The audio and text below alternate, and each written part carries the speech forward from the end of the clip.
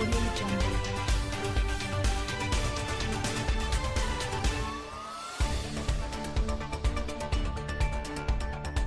The Duke of Sussex, 36, announced last month he would publish an intimate and heartfelt memoir in late 2022. The book's tentative release will therefore come in the same year as Harry's grandmother, the Queen, celebrates her Platinum Jubilee. The memoir will be released via Random House in the US, and published through the company's sister organizations in the UK and Canada. Royal historian, Dr. Edward Owens, suggested Harry had fallen out of favor with the British public, and that his book was likely to be a bigger hit in the US, where the Duke of Sussex lives. The former lecturer at the University of Lincoln and author of The Family Firm told, "This is meant to be the Queen's last hurrah. It's very unlikely that there will be an 80th Jubilee. Harry is hot right now, he's interesting and he's got to make what he can out of that interesting story whilst people are still interested in him. It's being largely written for an American audience, he's damaged goods in the UK. In the British public opinion polls, he's really fallen from grace. The British public have very little time for Harry compared to the start of 2019. In October 2019, YouGov data showed Harry had an approval rating of around 71% with the British public. But by January 2020, after Harry and his wife Meghan Markle had announced their intentions to quit the firm, this rating had sunk to around 55%. Meghan's popularity in the same period also fell, from 55% to 38%. Very few details have been released about Harry's memoir, the proceeds of which are to be donated to charity. Harry has said it will cover his family life, his childhood and his dedication to service, including his time with the military in Afghanistan. Reports have suggested that the book may provide more details on his split from the royal family, although this has not been confirmed. Harry and Meghan, 40, announced last year that they would step down from their royal duties. The Duke and Duchess of Sussex have since carved out new roles for themselves in the US, including podcast and TV work. Royal experts have also highlighted the timing of the memoir, released in the year the Queen celebrates her 70th year on the throne, as a potential source of friction with Buckingham Palace. Dr. Owens added, "At next year's Jubilee, the monarchy, the Queen and her advisors will be saying, 'Don't worry about it, that's going on over the other side of the Atlantic Ocean, this is a celebration of Britain, the Commonwealth.'" The date of publication becomes even more crucial because if it's released prior to the actual Jubilee, if there is incendiary, explosive material contained in the memoir, you almost think that Harry might not even get invited.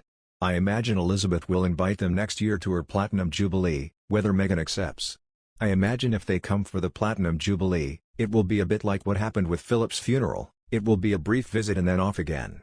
Prince Philip, the Queen's husband and Harry's grandfather, died in April of this year at the age of 99. Harry flew from California, where he and Meghan live, into the UK for the funeral, his first trip back since the couple left the royal family. Meghan, who was pregnant with their second child Lilibet Diana at the time, did not make the journey on the advice of her physician. Back in the past, the most heartbreaking images following the death of Princess Diana were of her grief-stricken sons Princes William and Harry. Despite initially being able to mourn their mother in private at Balmoral after she died exactly 24 years ago, the then teenagers had to return to London for her funeral. On arriving back in the capital, the devastated princes, accompanied by their dad Prince Charles, went to look at the floral tributes left for Diana at Kensington Palace. But the pair once revealed that at the time, they did not understand why people were breaking down over the death of their mother until years later, when they realized the impact she had on the world. William and Harry spoke of their heartbreak in the days after their mother's death in a BBC documentary called Diana, 7 Days, which was released in 2017 to mark the 20th anniversary of her death. Speaking on the program, William said, "People wanted to grab us, to touch us. They were shouting, wailing, literally wailing at us, throwing flowers, and yelling, sobbing, breaking down. People fainted, collapsed. It was a very alien environment. I couldn't understand why everyone wanted to cry as loud as they did and show such emotion as they did when they didn't really know our mother. I did feel a bit protective at times about that. You didn't even know her, why and how are you so upset?" Now looking back, I have learned to understand what it was she gave the world and what she gave a lot of people.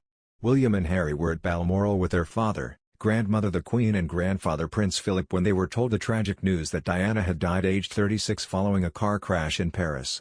The family rallied around the princes before they returned to London and also inspected the floral tributes left to their mother outside Balmoral.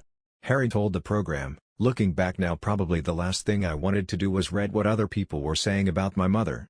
Yes, it was amazing, it was incredibly moving to know, But at that point, I wasn't there.